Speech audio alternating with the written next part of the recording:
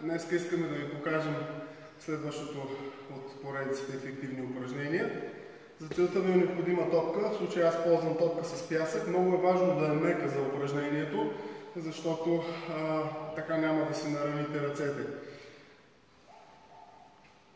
Тежестта трябва да е върху топката, тази да вкара напред.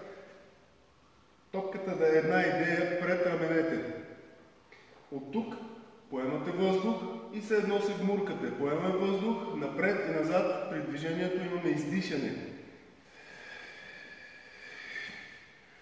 Което е особеното, забележете лактите как се движат надолу, след което се стремя веднага да тръгнат нагоре. Ако вие направите следното нещо, лактите тръгнат назад, няма да натоварите коремната мускулатура. Тоест, трябва много внимателно да тръгнете с контрол надолу с лактите и нагоре с лактите да издърпате.